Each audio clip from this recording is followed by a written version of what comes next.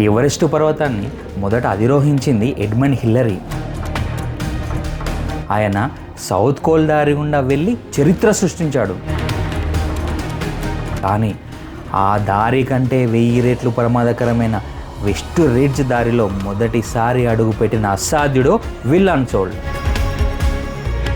అసలు 1963లో ఆ రాత్రి ఎవరెస్ట్ శిఖరం మీద ఏం జరిగింది? ఆ మైండ్ బ్లోయింగ్ సర్వైవల్ స్టోరీ ఈ చిన్న వీడియోలో చివరి వరకు చూడండి, మీకే అర్థమవుతుంది. ఎవరెస్ట్ వెస్ట్ రిడ్జ్ అంటే ఏంటంటే, ఎవరెస్ట్ని వెస్ట్ సైడ్ నుండి మీదికి ఎక్కి అక్కడ నుండి సౌత్ కోల్ సైడ్ కింది దిగాలి. అది ఇంకా డేంజర్.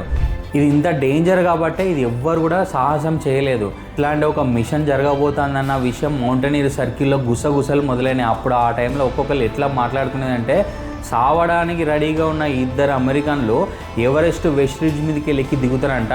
విల్ అన్సోల్డ్కి చెప్పిళ్ళు, బాబు విల్, నువ్వు చేయబోయేది ఒక సాహసమైన యాత్ర, ఇది కంప్లీట్ సూసైడల్ మిషన్, ఇప్పటిదాకా ఎవ్వరు కూడా చేయలేదు, పోయిన వాళ్ళందరూ చనిపోయిళ్ళు, అనవసరంగా నువ్వు సూసైడల్ మిషన్కి ఎందుకు పోతున్నావు అని చెప్పేసి చాలామంది చెప్పిళ్ళు. కానీ విల్ అన్సోల్డ్ ఎవరి మాట వినలేదు, దీన్ని ఒక ఛాలెంజింగ్గా తీసుకున్నాడు. విల్ అన్సోల్డ్ తన పార్ట్నర్ టామ్తో కలిసి మే 22, 1963లో ఆ నరకంలోకి ప్రయాణాన్ని మొదలుపెట్టాడు. ఎవరెస్ట్ చరిత్రలోనే ఎవరు ఊహించని ఒక అద్భుతం జరగబోతుంది.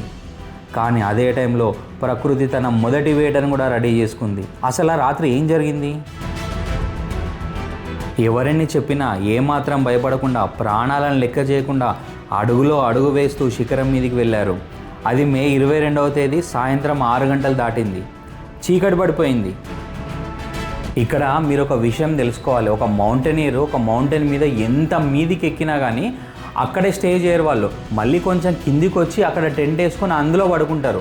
ఎందుకంటే అక్కడే పడుకుంటే ఏమవుతుందంటే హై ఆల్టిట్యూడ్ సిక్నెస్ వల్ల వాళ్ళు చనిపోతారు, కోమాలకు పోయే అవకాశం ఉంటుంది. కానీ విల్ అన్సోల్డ్కి అవకాశం లేకుండా పోయింది. ఎందుకంటే విల్ అన్సోల్డ్ అక్కడికి చేరుకున్న లోపలనే చీకటి పడ్డది. ఆ చీకటి పడడం వల్ల ఎంతకు వచ్చిన రూట్ మొత్తం కనిపించకుండా పోయింది. ఆ దానికి తోడు ఆయన తీసుకుపోయిన ఆక్సిజన్ అయిపోవచ్చింది. కానీ ఆ రోజు రాత్రంతా విల్ అన్సోల్డ్ ఏం చేసిండో తెలుసా? 28,000 అడుగుల ఎత్తులో టెంట్ లేకుండా ఒక బండరాయి మీద రక్తం గడ్డగట్టే గలీజ్ చలిలా రాత్రంతా గడిపిండు. మౌంటైనీర్ భాషలో దీన్నే బివాక్ అంటారు. అంటే ఆ రాత్రంతా ఆయన ఎముడు పక్కనే కూర్చున్నాడని అర్థం. ఒకవైపు ఆక్సిజన్ షార్టేజ్, దానికి తోడు ఎముకలు కొరికే -20 డిగ్రీల గాలి, బూట్ల లోపల కాళ్ళు వేళ్ళు మొద్దుబారిపోతున్నాయి, రక్తం ఐస్లా గడ్డగట్టిపోతుంది, క్షణం కళ్ళు మూసుకున్నా ప్రాణాలు పోతాయి. ఆ యముడు ఎదురు చూస్తున్నాడు, వీడు ఒక్క క్షణమైనా కళ్ళు మూసుకోకపోతాడా? కానీ విల్ మనసులో ఒకటే అనుకున్నాడు, ఓ యమధర్మరాజా, నువ్వు ఎంతసేపైనా నా పక్కన కూర్చుంటావో కూర్చో, నేను కూడా ఇలానే కూర్చుంటా, నా చావు మాత్రం ఈరోజు కాదు. తెల్లారేసరికి విల్ పార్ట్నర్ టామ్ పైకి వచ్చాడు, విల్ డెడ్ బాడీని తీసుకెళ్దామని. ఎందుకంటే ఆ కండిషన్లో ఏ నరమానవుడు కూడా బతికే అవకాశం లేదు. కానీ అక్కడ ఎవరెస్ట్ చరిత్రలోని ఒక సంచలనం జరిగింది. విల్ అన్సోల్డ్ బతికే ఉన్నాడు. అంతటితో ఆగలేదు. ఆ మొద్దుబారిన కాళ్ళతోనే అప్పటి వరకు ఎవరు అడుగుపెట్టని సౌత్ కోల్ వైపు దిగి చరిత్ర సృష్టించాడు. అమెరికాను తలెత్తుకునేలా చేశాడు. కానీ ఒక అమెరికన్ మన పార్వతీమాతను లెక్క చేయలేదా? లేక హిందూ దేవతల నమ్మకాన్ని తక్కువ అంచనా వేశాడా? అందుకే ఇతని లైఫ్కి అంత గట్టి దెబ్బ పడిందా?